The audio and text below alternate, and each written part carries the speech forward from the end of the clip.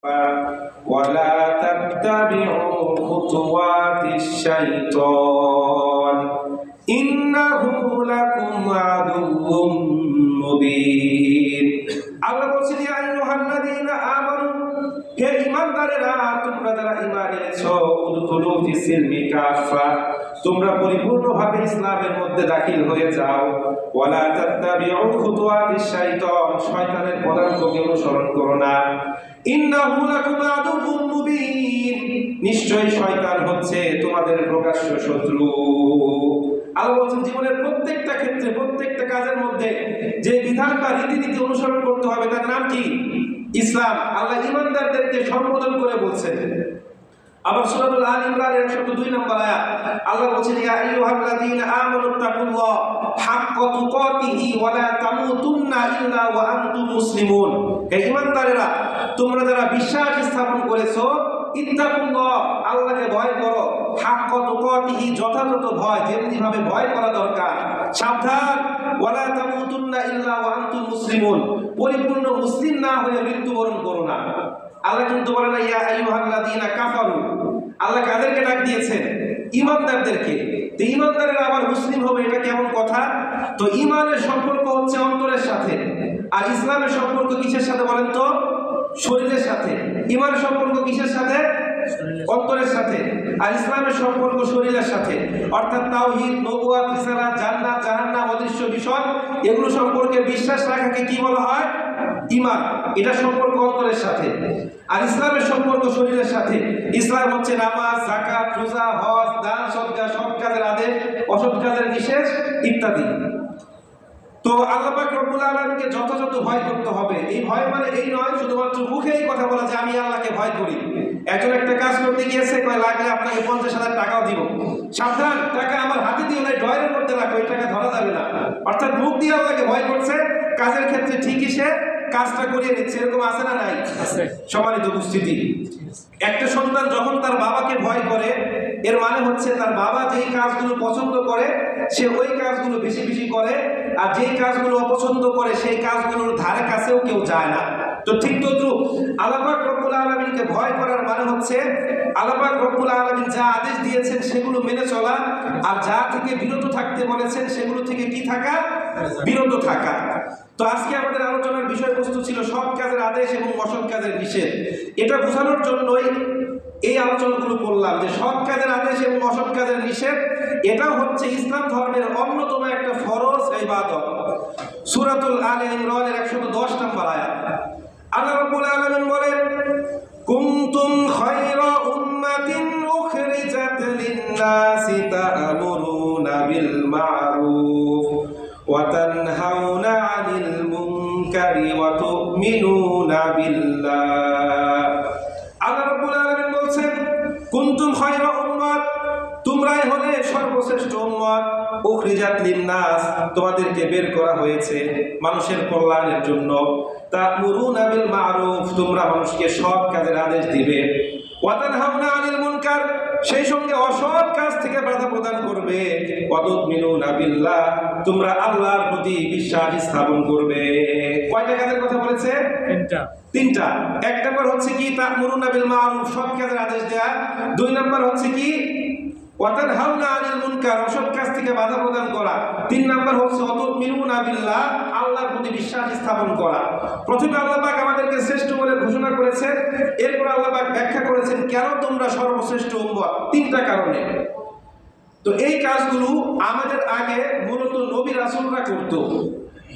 এখন যেহেতু পৃথিবীতে আর কোনো নবী রাসূল আসবে না, এই জন্য সর্বশ্রেষ্ঠ নবীর সর্বশ্রেষ্ঠ উম্মত হিসাবে আমাদের উপরে দায়িত্ব ন্যস্ত করা হয়েছে। এই জন্য আমাদের মর্যাদাও বহু গুণে বৃদ্ধি করা হয়েছে। যেমন আমাদের পূর্বের উম্মতরা 1000 মাস রাতের বেলায় জেগে ইবাদত করলে যে সওয়াব হতো আল্লাহ পাক আমাদেরকে তা দিয়েছেন কয়টা রাতের মাধ্যমে? একটা রাত। রাতের নাম কি? লাইলাতুল কদর বা মর্যাদার রাত্রি। এই যে পৃথিবীতে এত নবী রাসূল আগমন করেছে প্রত্যেকের লক্ষ্য উদ্দেশ্য ছিল সৎ কাজের আদেশ করা, অসৎ কাজ থেকে বাধা প্রদান করা। মানে তারা যদি শুধুমাত্র মানুষকে সৎ কাজের আদেশ করত তাহলে এই যে তারা এত নিপীড়ন, নির্যাতন, অন্যায়, অত্যাচার, কষ্টের সম্মুখীন হয়েছে এটা কিন্তু তাদের হতে হতো না। অর্থাৎ দেখবেন যারা শুধুমাত্র ভালো কাজের কথা বলে, নামাজের কথা বলে, যাকাতের কথা বলে, এরপর হজের কথা বলে, জান্নাতের কথা বলে, এদের কিন্তু কোনো শত্রু নাই, এরা ভালো মানুষ। কিন্তু যখনই কেউ ভালো কাজের আদেশ করার পাশাপাশি অসৎ কাজ থেকে মানুষকে নিষেধ করে, বাধা প্রদান করে, তখনই দেখবেন সমাজের এক শ্রেণীর মানুষ এদের উপর চড়াও হয়। সত্য না মিথ্যা? আবু জাহেল কিন্তু সরাসরি রাসূলকে প্রস্তাব দিয়েছিল, ভাতিজা মুহাম্মদ, তুমি আমি চাচা ভাতিজা, তুমি আমাদের খোদাদেরকে স্বীকৃতি দিয়ে দাও, আমরাও তোমার খোদাকে স্বীকৃতি দিয়ে দিই, এতে করে চাচা ভাতিজা কোনো প্রকার ঝগড়াঝাটি হবে না। রাসূল কি বললেন? যে না, সত্যকে সত্য বলে মেনে নিতে হবে আর বাতিলের বিরোধিতা করতে হবে। এটাই হচ্ছে আল্লাহ পাক রব্বুল আলামিনের নির্দেশ। এই যে আমরা কালিমা পড়ে মুসলিম হয়েছি, কালিমাটা বলেন তো সবাই, লা ইলাহা ইল্লাল্লাহু মুহাম্মাদুর রাসূলুল্লাহ। এটা শুরু হয়েছে কি দিয়ে বলেন তো? বিদ্রোহ দিয়ে। লা ইলাহা, কোনো ইলাহ নাই। আল্লাহ কিন্তু বলতে পারতেন আল্লাহু ইলাহুন মুহাম্মাদুর রাসূলুল্লাহ, আল্লাহ ইলাহ, মুহাম্মদ তার রাসূল। কিন্তু আল্লাহ শুরু করেছেন কি দিয়ে বলেন তো? লা ইলাহা। প্রথমে সব কিছু বাদ। নজরুলের কবিতার মতো, আমি মানি না কোনো আইন, আমি ভরা তৈরি করি ভরা ডুবি, আমি টর্পেডো, আমি বিম ভাসমান মাইল। বিদ্রোহী কবিতা আছে না? মানে সব কিছু বাদ, শুধুমাত্র কে? আল্লাহ পাক। এর মানে সৎ কাজের আদেশ চলবে, অসৎ কাজের নিষেধও কি করতে হবে? সব কিছু কি বাদ দিতে হবে, নিষেধ করতে হবে। তো রাসূল কারীম সাল্লাল্লাহু আলাইহি সাল্লাম যখনই অসৎ কাজের নিষেধ করতে শুরু করলো, তখনই এক শ্রেণীর মানুষ তার শত্রু হয়ে গেল। ইতিহাস সাক্ষ্য দেয়, হযরত ইব্রাহিম আলাইহিস সালাতু ওয়াস সালাম যখন নমরুদের দুঃশাসন, কুশাসন, নিপীড়ন আর অন্যায় অত্যাচারের বিরুদ্ধে কথা বলল, তার মূর্তি পূজার বিরুদ্ধে কথা বলল, তখন নমরুদ হযরত ইব্রাহিম আলাইহিস সালাতু ওয়াস সালামকে অগ্নিকুণ্ডে নিক্ষেপ করলো। ইতিহাস সাক্ষ্য দেয়, মুসা আলাইহিস সালাতু ওয়াস সালাম যখন ফিরআউনের নিপীড়ন, নির্যাতন আর দুঃশাসনের বিরুদ্ধে কথা বলল, তখন মুসা আলাইহিস সালাতু ওয়াস সালামকে ফিরআউন ধাওয়া করলো। ইতিহাস সাক্ষ্য দেয়, বিশ্বনবী মুহাম্মদুর রাসূলুল্লাহ সাল্লাল্লাহু আলাইহি সাল্লাম যখন আবু জাহেল, আবু লাহাব, উতবা, সাইবাদের অনিয়ম, উশৃঙ্খল, দুর্নীতির বিরুদ্ধে কথা বলল, তখন তাকেও হত্যার চেষ্টা করা হলো। তো এখনো আমাদের দেশে কোনো মানুষ আছে যে এদের সামনে যখন কোরআন হাদিস থেকে হক কথা বলা হয়, তখন এদের গায়ের মধ্যে চুলকানি হয়ে যায়। অর্থাৎ এরাই হচ্ছে এই যুগের আবু জাহেল, আবু লাহাব, উতবা, সাইবা, নমরুদ, ফিরআউনদের উত্তরসূরি। সম্মানিত উপস্থিতি, আজকে যখন আমাদের দেশের কোনো মসজিদের মিম্বার থেকে ইমাম সাহেবরা বয়ান করে কালিমা, নামাজ, রোজা, হজ, যাকাত, একদল মানুষের খুব ভালো লাগে, মানে কালিমা, নামাজ, রোজা, হজ, যাকাত, জান্নাত, হুজুর ভালো, হুজুর কোনো প্রকার রাজনীতি করে না। আর যখনই কোনো হুজুর সমাজনীতি, রাষ্ট্রনীতি, অর্থনীতি, সৎ কাজের আদেশ, জাহান্নাম, সুদ, ঘুষের বিরুদ্ধে কথা বলে, এতক্ষণ বুঝতে পারি না, এখন বুঝতে পেরেছি এই হুজুর হচ্ছে ওই দলের এজেন্ট। কত সত্য না মিথ্যা? আমরাও বলি আমরা আল্লাহর এজেন্ট। সূরাতুল বাকারা 30 নম্বর আয়াত পড়বেন, আল্লাহ বলেন, ওয়াইদ ক্বালা রাব্বুকা লিল মালাইকাতি ইন্নী জাইলুন ফিল আরদি খলিফা। আর স্মরণ করো সেই সময়কে যখন তোমার রব ফেরেশতাদেরকে বলল, ইন্নী জাইলুন ফিল আরদি খলিফা, নিশ্চয়ই আমি পৃথিবীতে আমার খলিফা প্রেরণ করতে যাচ্ছি। খলিফা শব্দের বাংলা অর্থ হচ্ছে প্রতিনিধি, ইংরেজিতে বলা হয় এজেন্ট। এর মানে যে ব্যক্তি নিজেকে আল্লাহর এজেন্ট হিসেবে দাবি করবে না, বুঝতে হবে ওই ব্যক্তি শয়তানের এজেন্ট, ঠিক কিনা? সে হচ্ছে ফেরাউনের এজেন্ট। সম্মানিত উপস্থিতি, কোরআন সম্মানের সঙ্গে সাক্ষ্য দেয়, নমরুদ যখন আল্লাহ পাক রব্বুল আলামিনের আইনের বিরোধিতা করেছিল, আল্লাহর আইনকে কোনো প্রকার তোয়াক্কা করে নাই, আল্লাহ পাক ছোট্ট একটা মশার মাধ্যমে তাকে দুনিয়া থেকে বিদায় করে দিয়েছেন। কোরআন সাক্ষ্য দেয়, ফেরাউন যখন নিজেকে খোদা হিসেবে দাবি করেছিল, আল্লাহ পাক রব্বুল আলামিনের অবাধ্য হয়েছিল, আল্লাহ পাক লোহিত সাগরের মধ্যে ইঁদুরের মতো চুবিয়ে চুবিয়ে তাকে হত্যা করেছে। কোরআন সাক্ষ্য দেয়, আবু জাহেল, আবু লাহাব, উতবা, সাইবারা যখন আল্লাহ পাক রব্বুল আলামিনের আইনের বিরোধিতা করেছিল, বদরের প্রান্তরে লাঞ্ছিতভাবে আল্লাহ পাক রব্বুল আলামিন তাদেরকে হত্যা করেছে। জোরে বলেন ঠিক কিনা? সম্মানিত উপস্থিতি, সুতরাং এখনো যারা আল্লাহ পাক রব্বুল আলামিনের আইনের বিরোধিতা করবে, এদেরকে বুঝতে হবে যে আল্লাহ পাক ছাড় দেন কিন্তু ছেড়ে দেন না। তো আজকে আমাদের আলোচনার বিষয় কি ছিল? আমরু বিল মারুফ ওয়ান নাহয়ু আনিল মুনকার। কিতাবে সহিহ মুসলিম হাদিস নাম্বার 78, রাসূল বলেন, মান রাআ মিনকুম মুনকারান ফালিয়ুগাইয়িরহু বিয়াদিহি ফাইন লাম ইয়াস্তাতি ফাবিলিসানিহি ফাইন লাম ইয়াস্তাতি ফাবিকলবিহি ওয়া যালিকা আদআফুল ঈমান, আও কামা ক্বালা আলাইহিস সালাতু ওয়াস সালাম। রাসূল বলেন, মান রাআ মিনকুম মুনকারান ফালিয়ুগাইয়িরহু বিয়াদিহি, যখন তোমাদের মধ্যে কেউ একটা খারাপ কাজ সংগঠিত হতে দেখে, ফালিয়ুগাইয়িরহু বিয়াদিহি, সে যেন তার হাত দ্বারা বাধা দেয়। ফাইন লাম ইয়াস্তাতি ফাবিকলবি ফাইন লাম ইয়াস্তাতি ফাবিলিসানিহি, সে যদি তার হাত দ্বারা বাধা দিতে না পারে, তাহলে যেন তার জিহ্বা দ্বারা বাধা দেয়। ফাইল্লাম ইয়াস্তাতি ফাবিকলবিহি, আর সে যদি তার জিহ্বা দ্বারা বাধা দিতে না পারে তাহলে অন্তর দ্বারা কি করে? ঘৃণা করে। এটাই তো আপনারা শিখেছেন এতদিন, অন্তর দ্বারা কি করে? ঘৃণা করে। এটাই আমাদেরকে শেখানো হয়েছে। আচ্ছা, এটার ব্যাখ্যা আজকে আমরা করব। তো আমরা শিখেছি অর্থ যে সে যদি মুখ দ্বারা বাধা দিতে না পারে তাহলে অন্তর দ্বারা ঘৃণা করে। এটাই ঈমানের সর্বনিম্ন স্তর।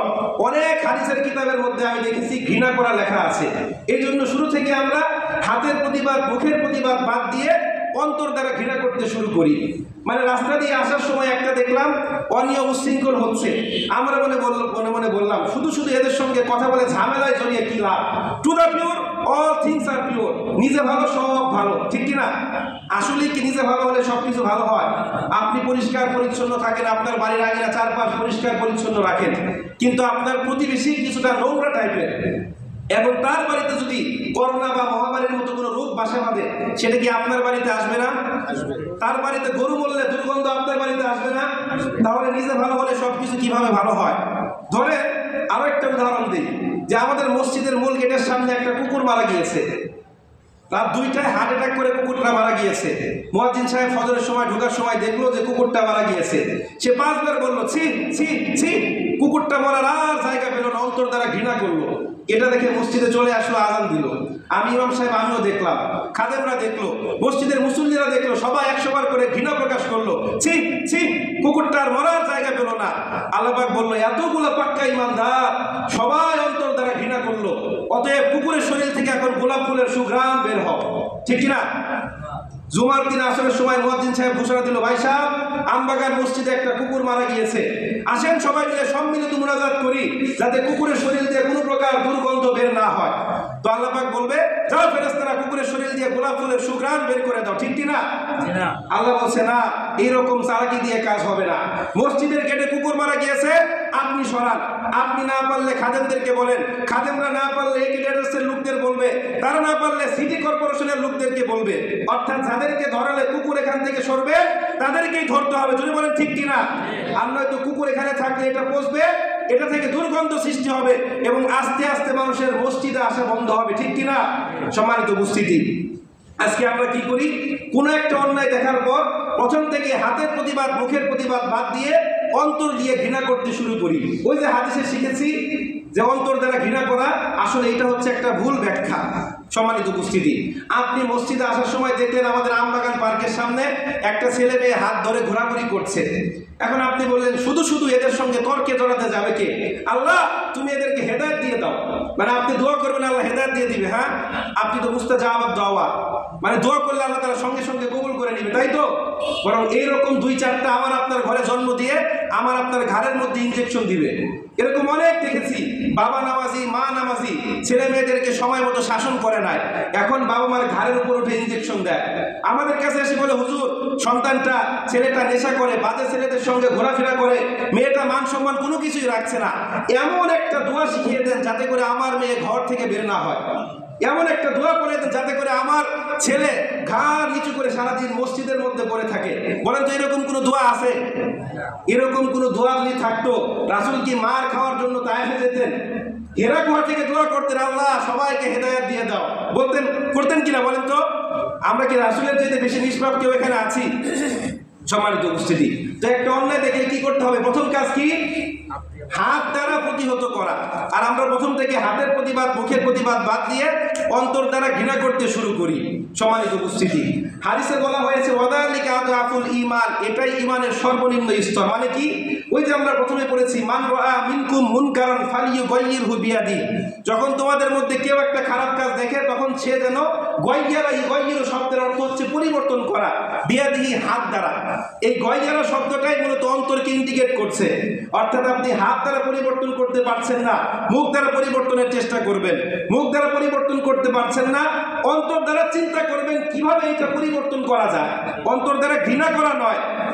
আমি দেখলাম যে আমবাগানের পার্কের কোনায় প্রত্যেক দিন ছেলে মেয়েরা অবৈধ মেলামেশা করে। এখন এটা দেখার পর অন্তরে চিন্তা করতে হবে যে আমি তো ইমাম সাহেব প্রতিবাদ করতে পারছি না, কাকে ধরলে মুখ দ্বারা প্রতিবাদ করা যায় তাকে ধরতে হবে। সবাই মিলে সংগঠিত হয়ে চিন্তা করতে হবে যে কাকে ধরলে সরাসরি হাত দ্বারা প্রতিহত করা যায়। এটা হচ্ছে ওয়াদালিকা আদাফুল ঈমান, ইমানের সর্বনিম্ন স্তরের ব্যাখ্যা। আশা করি আপনারা বুঝতে পেরেছেন, ঠিক কিনা? তো ওয়াযালিকা দাফুল ইমানের ব্যাখ্যা কি?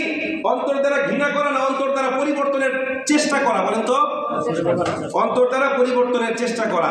সম্মানিত উপস্থিতি, প্রকৃতপক্ষে আমাদের সমাজটা হচ্ছে সমুদ্রের বুকে ধেয়ে চলা একটা জাহাজের মতো, যার মধ্যে দুইটা সম্প্রদায় বসবাস করে। এই জাহাজের মধ্যে যদি সৎ কাজের আদেশ এবং অসৎ কাজের নিষেধ না থাকে, তাহলে এইটা খুব বেশি দূর অগ্রসর হতে পারবে না। কিতাবের নাম সহিহ বুখারী, হাদিস নাম্বার 4993। রাসূল বলেন, আল্লাহর নির্ধারিত সীমারেখায় বসবাসকারী এবং সীমা লঙ্ঘনকারী সম্প্রদায়ের দৃষ্টান্ত হচ্ছে ওই জাহাজের মতো, যার মধ্যে দুইটা সম্প্রদায় বসবাস করছিল। জাহাজ সামনের দিকে অগ্রসর হচ্ছিল। তো একতলার লোকদেরকে পানি সংগ্রহের জন্য দোতলায় যেতে হতো। এতে করে দোতলার মানুষ কিছুটা বিরক্তি ফিল করত। তখন একতলার মানুষ ভাবলো যে তারা যেহেতু বিরক্তি ফিল করছে, আমাদের নিচেই তো পানি আছে, আমরা সেখানে পানির জন্য না গিয়ে জাহাজের মধ্যখান দিয়ে একটু গর্ত করি, এখান থেকে পানি বের হবে। এখন এটা দেখার পর যদি দ্বিতীয় তলার মানুষ শুধুমাত্র অন্তর দিয়ে ঘৃণা করে, লোকগুলো যে কাজগুলো করছে এটা নিকৃষ্ট, লোকগুলো যে কাজগুলো করছে এটা নিকৃষ্ট, তাহলে জাহাজ ডুবলে শুধুমাত্র একতলার লোকই মারা যাবে, দুতলার লোক সহি সালামতে জীবিত থাকবে, ঠিক কিনা? হ্যাঁ, তো সমাজে এক শ্রেণীর মানুষ যদি খারাপ কাজ করে, আরেক শ্রেণীর মানুষ যদি শুধুমাত্র বসে অন্তর দ্বারা ঘৃণা করে, তাদেরকে বাধা না দেয়, তারা সবাইকে বেঁচে যাবে নাকি সবাই মারা যাবে? বলেন তো, ক্ষতি কি সবার উপর হবে কি হবে না? দলিল, কিতাবের নাম সুনান তিরমিজি, হাদিস নাম্বার 2169। হাদিসের বর্ণনাকারী হযরত হুযায়ফা বিন ইয়ামান রাদিয়াল্লাহু তাআলা আনহু, তিনি বলেন, ওয়াল্লাযী নাফসি বিয়াদিহি লাতা'মুরুন্না বিল মারুফ ওয়া লাতানহাউনা আনিল মুনকার আও লা ইউশিকুন্নাল্লাহা আইয়াবআসা আলাইকুম আযাবাম মিন ইনদিহি থুম্মা লাতাদউন্নাহু ফালা ইস্তাজাবা লাকুম আও কামা ক্বালা আলাইহিস সালাতু ওয়াস সালাম। রাসূল বলেন, ওয়াল্লাযী নাফসি বিয়াদিহি, শপথ সেই সত্তার যার হাতে আমি মুহাম্মাদের প্রাণ, লাতা'মুরুন্না বিল মারুফ, যদি তোমরা সৎ কাজের আদেশ না করো, ওয়ালা তানহাউনা আনিল মুনকার, অসৎ কাজ থেকে মানুষকে বাধা প্রদান না করো, আও লা ইউশিকুন্নাল্লাহা আইয়াবআসা আলাইকুম আযাবাম মিন ইনদিহি, অচিরেই আল্লাহর পক্ষ থেকে তোমাদের উপর এমন এক আযাব নেমে আসবে, সুম্মা তাদউন্নাহু ফালা ইস্তাজাবা লাকুম, তখন তোমরা আল্লাহর কাছে দোয়া করলেও আল্লাহ পাক তোমাদের দোয়া কবুল করবে না। আপনারা ক্লিয়ার? তো এক শ্রেণীর মানুষ যদি খারাপ কাজ করে, আরেক শ্রেণীর মানুষ যদি বাধা না দেয়, আল্লাহর পক্ষ থেকে কি নেমে আসবে? আযাব নেমে আসবে। সম্মানিত উপস্থিতি, কিতাবের নাম সহিহ বুখারী, হাদিস নাম্বার 5200। রাসূল বলেন, আলা কুল্লুকুম রাঈন ওয়া কুল্লুকুম মাসউলুন আন রাঈয়া, হে আমার উম্মতের দল, তোমরা প্রত্যেকেই নেতা, প্রত্যেককে যার যার নেতৃত্ব সম্পর্কে জিজ্ঞাসাবাদ করা হবে। আপনার অধীনে যারা আছে তাদেরকে আপনি অত্যন্ত সুন্দরভাবে পরিচালিত করার চেষ্টা করবেন। আপনি যার অধীনে, সে আপনাকে সুন্দর করে পরিচালনা করার চেষ্টা করবে। অর্থাৎ প্রত্যেককে যার যার দায়িত্ব সম্পর্কে আল্লাহ পাক রব্বুল আলামিন জিজ্ঞাসাবাদ করবে। সম্মানিত উপস্থিতি, তো আগে আমাদের ঘর ঠিক করতে হবে, এরপর পর ঠিক করতে হবে। কারণ ঘর হচ্ছে সমাজের ক্ষুদ্র একটা অংশ। আগে নিজের ঘর ঠিক করে এরপর সমাজের দিকে দৃষ্টিপাত করতে হবে। আগে যদি আমি নিজেকে সংশোধন না করি, মানুষকে নিয়ে সমালোচনা করি, তাহলে মানুষ কি আমাকে ভালো চোখে দেখবে? সম্মানিত উপস্থিতি, একটা খারাপ কাজ দেখার পর আপনার অন্তরের মধ্যে যদি বিন্দু মাত্র অনুভূতির সৃষ্টি না হয়, তাহলে বুঝতে হবে যে আপনার ইমানের মধ্যে কোনো না কোনো সমস্যা আছে, আপনার ইমানের স্বল্পতা আছে। এই জন্য আমাদেরকে কি করতে হবে? একটা খারাপ কাজ দেখলে প্রথমত হাত দ্বারা বাধা দেওয়ার চেষ্টা করতে হবে। এই ক্ষমতা যদি আমার না থাকে, আমি মুখ দ্বারা তাকে বলবো। এটাও না থাকলে কি করব? অন্তর দ্বারা পরিবর্তনের জন্য পরিকল্পনা করব, যাকে ধরলে কাজ হবে তাকে নিয়ে পরামর্শ করব। সম্মানিত উপস্থিতি, এবার আসেন সৎ কাজের আদেশ এবং অসৎ কাজের নিষেধের ফজিলত কি। সূরাতুন নিসা 85 নম্বর আয়াত, আল্লাহ বলেন, মাইয়াশফা শাফাআতান হাসানাতান ইয়াকুল লাহু নাসিবুম মিনহা ওয়া মাইয়াশফা শাফাআতান সাইয়্যাতান ইয়াকুল লাহু কিফলুম মিনহা ওয়া কানা আল্লাহু আলা কুল্লি শাইইন মুকিতা। আল্লাহ বলেন, যেই ব্যক্তি একটা ভালো কাজের সুপারিশ করে, সে ওই ভালো কাজের অনুরূপ প্রতিদান পাবে, আর যেই ব্যক্তি একটা খারাপ কাজের সুপারিশ করে, সে খারাপ কাজের অনুরূপ প্রতিদান পাবে। আর জেনে রেখো, আল্লাহ পাক তোমাদের সমস্ত কৃতকর্ম সম্পর্কে নজর রাখেন। সম্মানিত উপস্থিতি, তো সৎ কাজের আদেশ না দেয়া এবং অসৎ কাজের বাধা না দেয়া, এটা হচ্ছে মুনাফিকদের চরিত্র। কাদের চরিত্র? আমরা অনেক মানুষ এটা দেখার পর চুপ করে থাকে, তারা বলে আমরা হিকমত অবলম্বন করছি। কিসের হিকমতের কথা যে তারা বলে আমার মাথায় ধরে না। সম্মানিত উপস্থিতি, বাইহাকী শরীফের এক হাদিসের মধ্যে বর্ণিত আছে, রাসূল বলেন, তোমাদের মধ্যে অসৎ কাজ দেখার পর, কথা বলার মতো ক্ষমতা থাকার পরও কেউ যদি চুপ করে থাকে তাহলে তোমরা এই বিষয়টাকে ভালোভাবে নিও না। পরকাল দিবসে আল্লাহ পাক তাকে জিজ্ঞাসাবাদ করবে যে ওখানে বাধা দেওয়ার ক্ষমতা থাকা সত্ত্বেও তুমি কেন বাধা দাওনি? সে বলবে, আল্লাহ আমি অমুককে ভয় করেছিলাম, আমার চাকরি চলে যেত। তখন আল্লাহ পাক বলবে, আমি আল্লাহ কি তার চাইতে তোমার কাছে বেশি হকদার না? তুমি আমাকে বেশি ভয় না করে তাকে বেশি ভয় করেছো। এই জন্য আমাদেরকে কি করতে হবে? দুনিয়ার কোনো মানুষকে ভয় না করে ভয় করতে হবে কাকে? আল্লাহ পাক রব্বুল আলামিনকে। যেদিন থেকে সমাজে সৎ কাজের আদেশ এবং অসৎ কাজের নিষেধ বন্ধ হয়ে যাবে, মনে রাখবেন ওদিন থেকে আমরা ধ্বংসের দ্বার প্রান্তে পৌঁছে যাব। আল্লাহ পাক রব্বুল আলামিন আমাদের সবাইকে তৌফিক দান করুন। আমিন ওয়া আখির দাওয়ানা আলহামদুলিল্লাহি রাব্বিল আলামিন।